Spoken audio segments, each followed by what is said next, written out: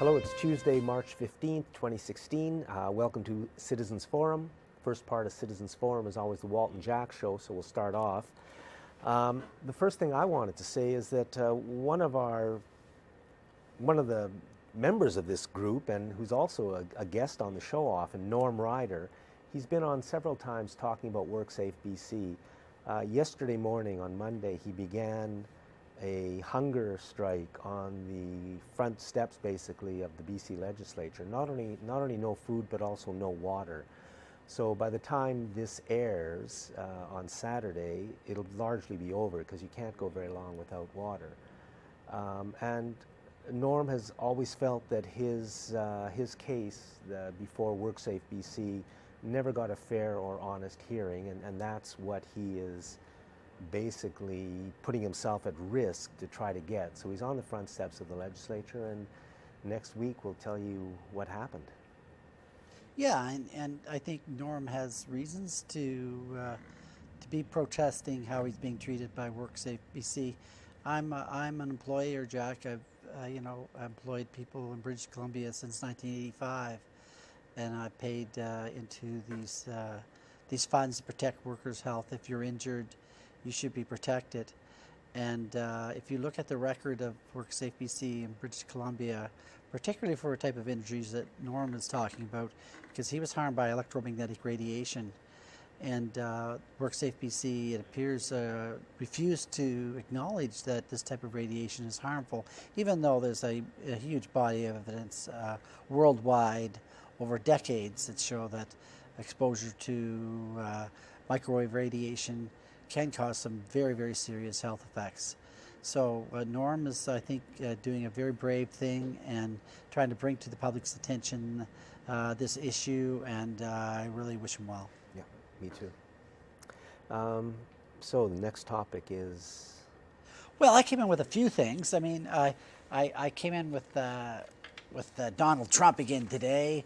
We should talk a little bit about the American politics, because it was trying. Today is a vote in several states. Yeah, there's a vote in several states, and they're always putting Bernie Sanders well behind. But if you actually look at the numbers, especially when you remove the pledged delegates, the Democrats have about 20% of the delegates are called superdelegates, which are basically party officials. Much similar to what the NDP did here in BC for years and years with the union. They carved out a chunk out of their membership and said, okay, the unions have this percentage of the vote. And in the Democratic Party, they have a similar setup. But if you remove those superdelegates, those pledged delegates, Bernie Sanders isn't that far behind Hillary Clinton. And the thing is to remember is, in every race, you'll start out with Hillary ahead maybe 20 or 25 points, and as the day approaches, Bernie gets it within 4 or 5 points and sometimes wins. So Bernie Sanders has the momentum in every way, and it's, thank me for the internet and for that type of media, because that's the only way he's been able to communicate. And he's got great ideas. Oh, it's fantastic ideas. Everything he says makes so much sense. He's a huge breath of fresh air, and Hillary's trying to ride him out. The point I was going to make today was I think Donald Trump and Hillary Clinton are in bed together. I think those two are combining to defeat Bernie Sanders. And I think Hillary is very, very happy to watch Donald Trump and his antics and all the ridiculous things he's saying and doing, because he suppresses Bernie's message. The corporate media is not telling us what Bernie's saying. Bernie's talking about free tuition and universal health care and tearing apart the big Wall Street banks and getting out of terrible, unjust foreign wars. But actually, Donald Trump says a lot of those same things. In terms of those issues, Trump and Sanders, I don't think, are that far apart. Except Donald Trump has no substance whatsoever, has no analysis whatsoever. He basically has nothing to offer. And his message is so much more divisive, while Bernie's message is really, we're in this together. Let's retake control of our country from the 1%. Well, Bernie's been at it for the last 30 to 35 years in Congress. I mean, he's been working at it, and he's been calling himself a socialist, and a lot of people are shocked by that. But I really think that what's the big picture here, the big game is this, is that the large corporate interests would very happily have Hillary Clinton. They're backing her 100%. This business as usual with Hillary Clinton. She's never saw a war she didn't love. She basically has nothing to say about the Wall Street banks. There's nothing being said about the inequities and injustices in American society and in law enforcement and all that. Hillary is your business as usual candidate. And I really think that she's happy to see Donald Trump take this message and not allow Bernie's message to get out. Yeah, and to me, that's the role of the media in this election so far, is to focus on so much time and effort on Donald Trump, especially about the divisive. They don't talk about what I would consider his good ideas. For example, he's not a free trader. He doesn't believe in NAFTA. He doesn't believe in the TPP. He's popular because he's talking about bringing jobs back to the United States, which, I agree with. Yeah, if you could ever implement any of that, if it ever could make any sense. So the media should be talking about Bernie Sanders, but Donald Trump's not going after the institutional problems with Wall Street. Wall Street controls all the money in the United States. They also are the people that sit on the Committee for Foreign Relations and the Trilateral Commission. These are the people that decide on what wars the United States is going to get involved in. We're talking about this cabal of a very small group of people that control American foreign policy. That, I could go on and on about it. All these structural things are not going to change under particularly Donald Trump, but including Hillary Clinton. Nothing's going to happen here, folks. The only candidate that's really offering any real chance for change is Bernie Sanders, and he's up against it because I really think Hillary and Trump have more in common than they have not in winning this next election. Yeah. And I think you put your finger on exactly the real problem, because what we always talk about are the symptoms. We talk about homelessness, we talk about poverty, we talk about environmental disaster. Those are the symptoms, but the real problem is exactly this cabal that rules not only the United States, but it certainly rules Canada as well. And taking the power away from that cabal and bringing it back into the hands of the Canadian people is, to me, the fundamental important issue of the day.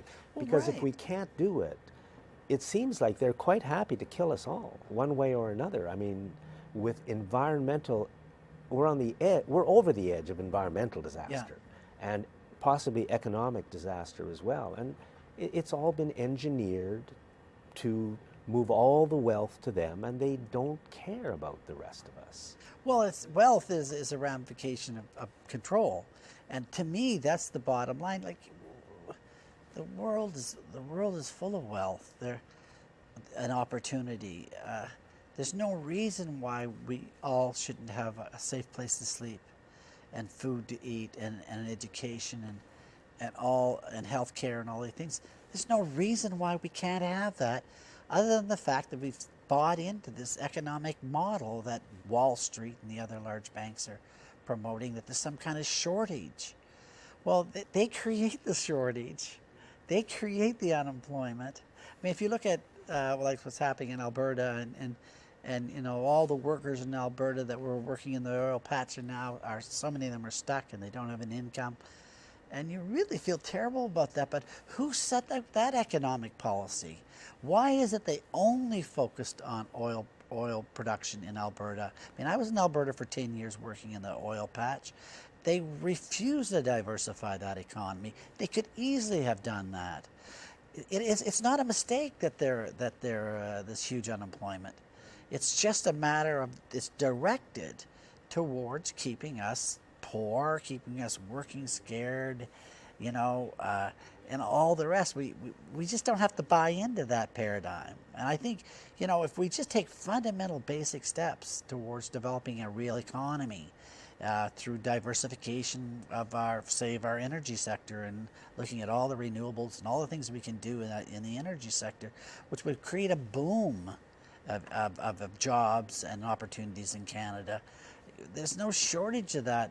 If we all we have to do is shake off the yoke of this corporate mantra that somehow there's this huge shortages, and particularly shaking off the yoke of the petroleum industry. We don't need them anymore. We can move on from that.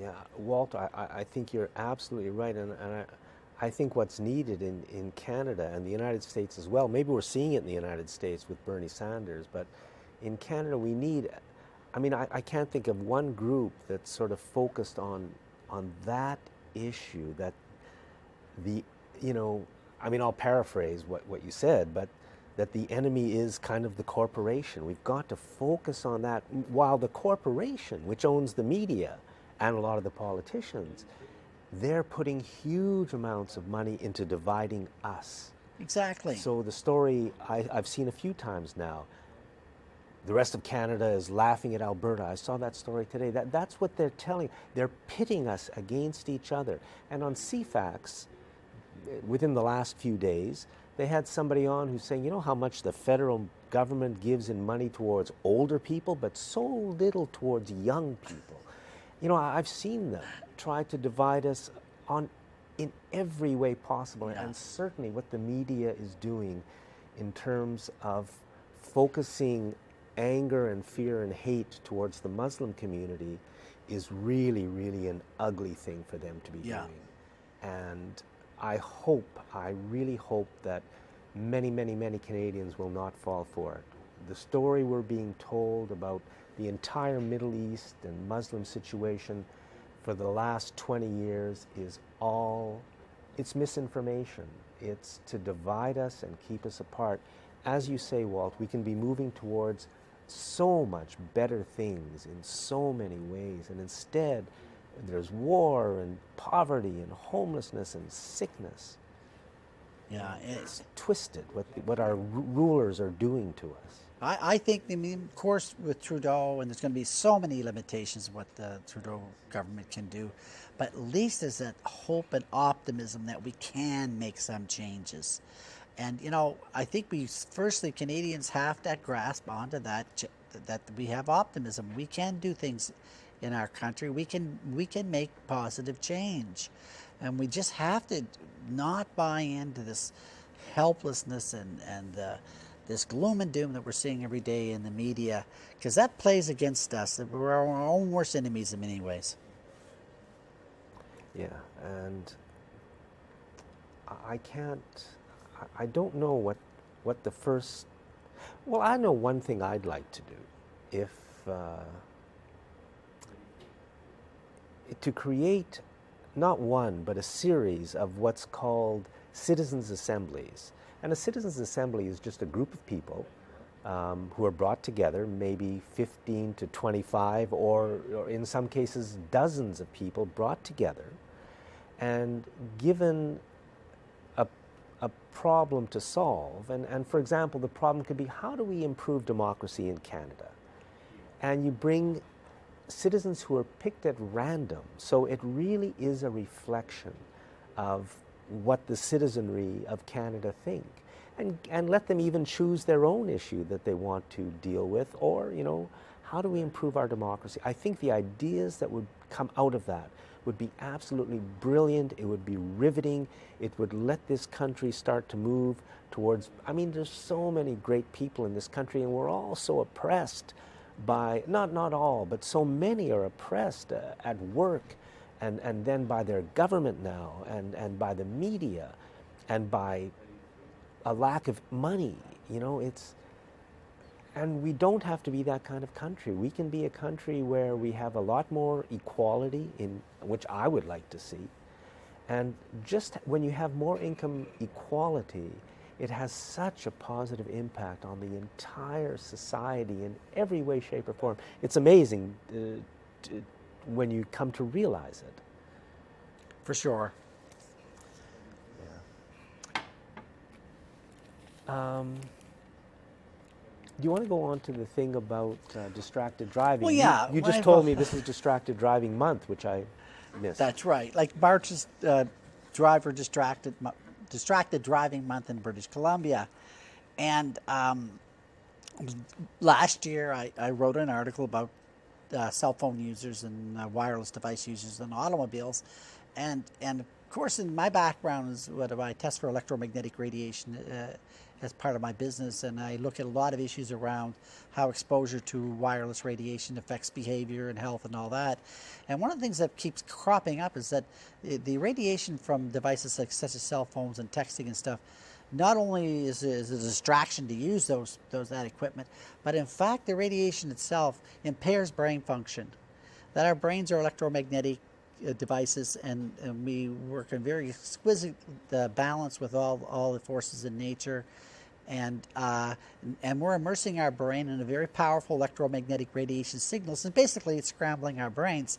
Now, I had Will's going to put on a tiny URL for this graph that I did last year in the article, and if you go to powertothepeople.ca, and hopefully we'll see that URL, and you'll see this graph online. But basically, what I was showing here was this is one of the most powerful pieces of evidence I've ever seen to show that cell phone radiation addles the brain. It just makes your brain work poorly, and you can't drive a car as well, and you have more car accidents. In this table, it's showing that after the phone is hung up when you're driving in a car, after you hang the phone up, your chances of having an accident remain very high for a half an hour after you hung the phone up. And immediately after you've hung the phone up, in that first 5 minutes, you're 4 times as likely to have a car accident than if you weren't using a phone at all. And then after 10 minutes, you're about twice as likely, and it diminishes that way. The thing to remember is that in this table is that nobody's using a cell phone while these car accidents are happening. Now, this is very powerful evidence to show that cell phones actually affect brain function in a very negative way. And it's like one of these facts that it seems that our authorities just will not acknowledge, even though the evidence is so powerful. The authorities won't acknowledge it, and the media won't put it out there. I mean, people should know this. Yeah. So when we make decisions, we at least have the facts. I mean, we should all know these things and so many other things.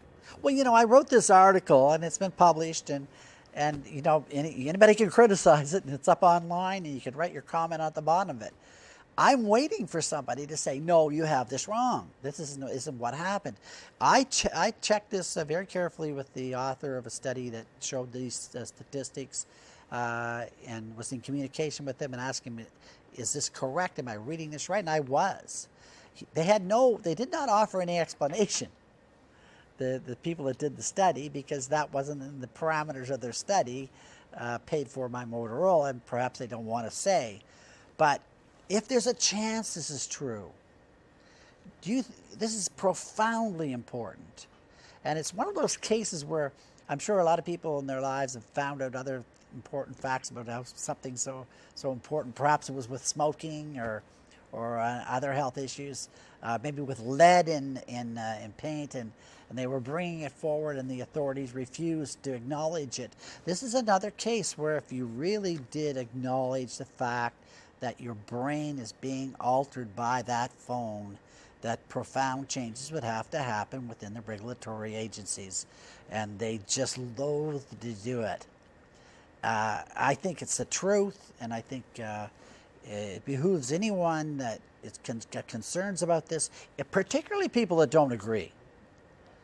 If you don't agree with what I'm saying, I urge you to write me, go online, say something about this article, show us what's wrong, because if it's not wrong, then we have to take steps to protect people. Well, like, yeah, but it doesn't happen, you know. How can, just in general, how can people protect themselves from let's say you do use a cell phone and you have a mobile phone in your home as well. I know that's another thing that throws off should you be turning off your cell phone at night, if you have wireless in your home, like Wi-Fi, can you turn that off at night? Oh, certainly you can do those things. Less exposure is always better. I mean, you know, if you're talking to me and you're saying, doctor, how many cigarettes can I smoke? The doctor's always going to say you can't smoke any cigarettes. You know, but obviously less cigarettes are better than more, and the same thing with this type of radiation. But if you really look at that evidence and you really put it in the proper context, that my brain is really addled by this technology, and it's not just dexterity and attention that's addled, it's behavior. What about young children and teenagers? And all the other challenges that teenagers' brain is being put to with drugs and exposure to electronic media and all the video games and all this other stuff. And then on top of that, scramble their brains with some radiation on top of it. What sort of chances is that kid going to have a happy life or live a well-developed life? Much less. And I think parents should really think about this. This is not just some little thing that's sort of up in the air. These are profound physiological effects that have profound psychological effects that certainly are going to create havoc in our society, and I think they are doing already, particularly with young people because of their physiology is much different than adults, and their brains are, their skulls are thinner, so they absorb more radiation. We're heading into some pretty dangerous territory right now with this type of technology, and our health authorities will not admit that this is a health issue. This is why Norm Ryder's down on the legislature steps right now, trying to bring some sense to this whole issue. Walt, we're going to have to let her go there. Okay, Jack, always a pleasure. Thank you very much. I mean, fundamentally important stuff, and you know, I don't know why we can't do better. Walt, thank you very much. Thanks for watching.